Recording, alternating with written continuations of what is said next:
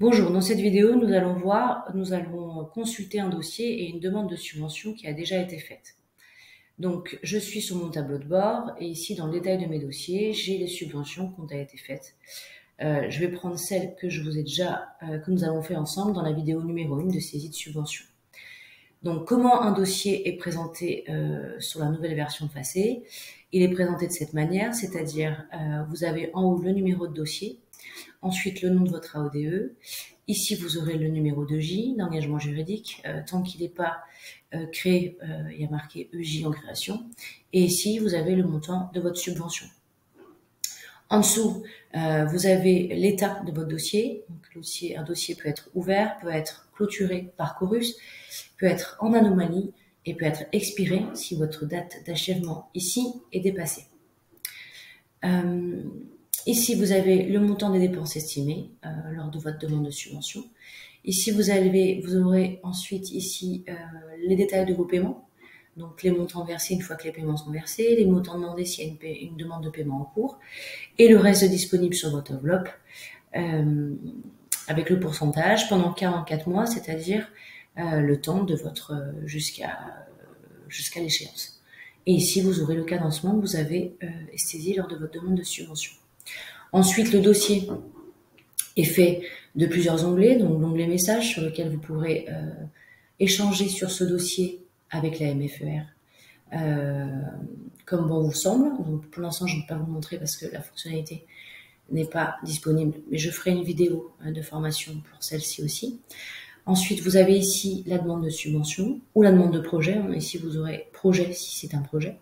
Ici, le tableau de suivi des opérations. Donc, c'est vos opérations qui vont être modifiées tout au long de la vie du dossier par vous-même. Pour l'instant, il n'y a rien puisque la subvention n'est pas encore qualifiée. Et ici, les paiements faits et à faire. Et ici, l'onglet prolongation qui vous servira à faire une prolongation et à avoir vos demandes de prolongation. Pour le moment, cette fonctionnalité n'est pas disponible. Je vous ferai une vidéo quand elle le sera. Ensuite, votre demande de subvention. Donc, vous avez ici le montant de la subvention. Il y a un petit bug ici qui sera réparé très vite. Ici, le taux affiché sur la décision attributive de subvention. Comme vous êtes connecté en AODE et votre demande est encore à l'état demandé, vous pouvez toujours la modifier ou la supprimer.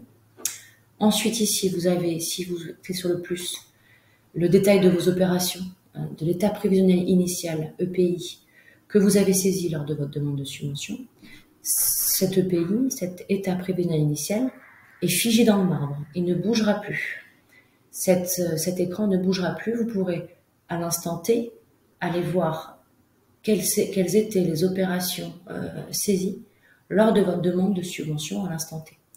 Ensuite, ces opérations vont se retrouver dans le tableau de suivi des opérations et seulement à ce moment-là, vous pourrez les modifier. Et je ferai une autre vidéo pour ça. Donc ici, vous avez le détail de vos opérations avec la synthèse qui était là quand vous avez saisi les opérations.